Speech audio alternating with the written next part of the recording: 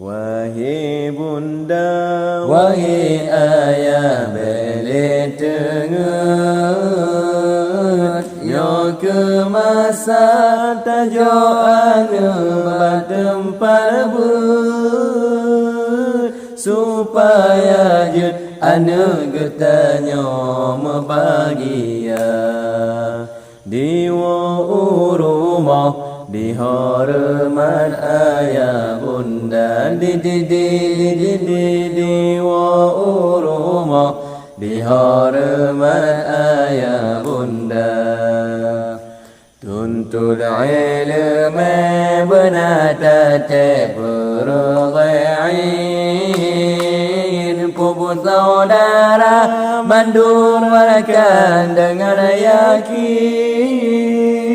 agangan inang wajib tanyang padahana jun supaya tepat ta'ibadah panjang hanjun anu getanya umur tujuh tajo baber tajo batengku menyabaku cirkan ajun menyangan sotem wajib maku geberi upah hadis firman neyo menankan dengku pegang hadis firman neyo menankan dengku pegang wahai bunda lena ayah lena wahai bunda lena anu junjung ilmu benar anu junjung ilmu benar anu antan jalan ibadat anu antan jalan ibadat supaya tepat jalan mengaji supaya cepat jalan mengaji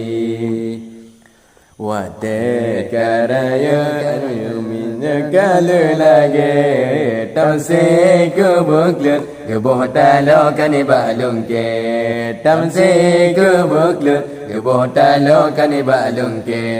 agu yu jabut baga di bobo lagi agu yu jabut cinka baga ke bobo lagi yu jaba menasa jalan ton TV kan bagede yu jaba menasa jalan ton TV kan bagede so hampa deje kepala ake dudo masa yang raya ayang madinit ado masa yang raya ayang madinit ado yo nyan katulah mangan ayang gedung rugo yo nyan katulah mangan ayang gedung rugo yo masa ubit ane mit hana gehiro yo masa ubit ane mit hana gepako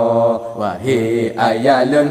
wahai bunda lun anu junjung ilmu benar anu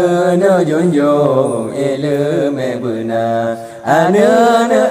antan jalan ibadat anu antan jalan ibadat supaya tepat jalan mengaji supaya tepat jalan mengaji supaya tepat jalan mengaji.